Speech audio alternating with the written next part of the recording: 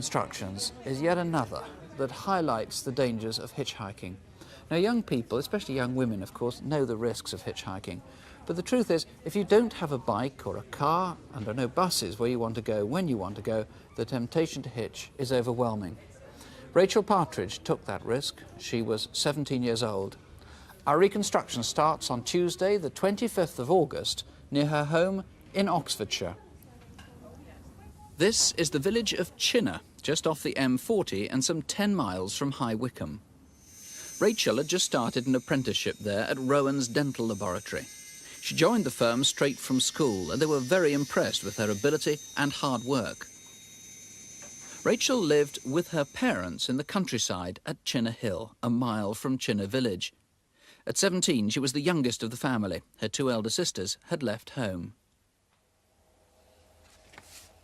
Oh, it's really lovely. I can't wait. That Tuesday evening, after work, as she did most evenings, Rachael went to see her boyfriend. They'd met at school, and in 3 days' time were due to go on their first holiday together in Italy. I picked up your passport from your mum the other Did you? day. Mm-hmm. What's it look?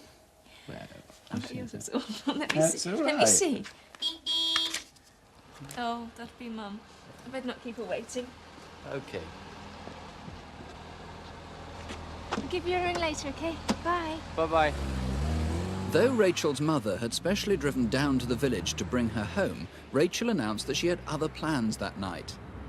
Mum, can you take me to Alex's? I want to use a sunbed. No, I can't tonight, Rachel. Your father needs a car for a meeting. But she's expecting me. I can't help that. Your father needs the car now. Rachael couldn't be persuaded. She didn't want to go home, and there wasn't time to drive her to her friends in Thame.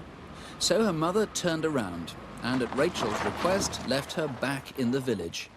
Once there, Rachael met a colleague from work and cadged a lift to Thame to use her friend's sunbed. Right, that's on. Remember, it's only 10 minutes. Only 10? Oh, I don't want to be all white and horrible on the beach. If it's any longer than that, you're going to be all red and horrible. After using the sunbed, Rachael had the problem of getting home. Her boyfriend heard she was somewhere in Thame and knew there were no buses back, so he went to look for her. Ironically, he drove right past the road where Rachael was. Rachael had no way home now except to hitch a lift.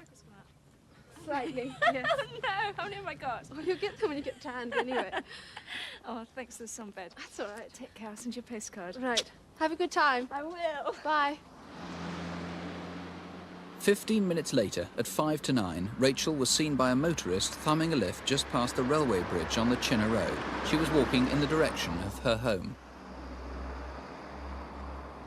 The Chinner Road is a busy one, and moments later she was seen again by a couple who were driving slowly, looking for an address.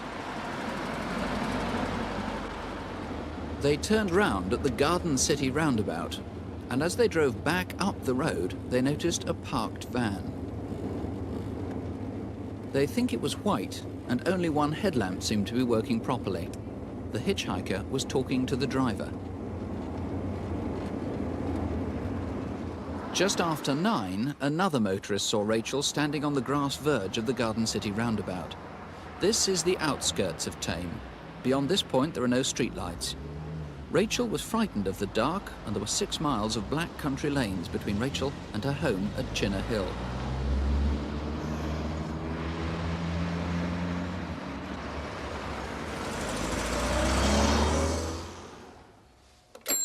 Back in Chinner, her boyfriend was ringing round to find where Rachael was. She'd promised to call him, but it was now 10:30. When he found she still wasn't at home, he began to worry. Hello, I'm trying to reach my girlfriend Rachael. She said she... Eventually, he found the friend's number in Thame and rang to see if she was there. She wasn't. Is Alex in? No. Did Alex's note say which pub she was going to? All right, the Three Horseshoes at Towersey. Yes, I know it. Stephen drove to Towersey and checked the pub, but the girls weren't there. He drove on into Thame, but at 11 o'clock, he gave up looking. Next morning, 7 miles from Thame and 2.5 miles from Rachael's home lies Bledlow Ridge. A small track runs from the road to Callowdown Farm. Back in August, these hedgerows were overgrown and the fields were full of ripened corn. At 11:40, 2 farm workers saw someone lying in the corner of the barn.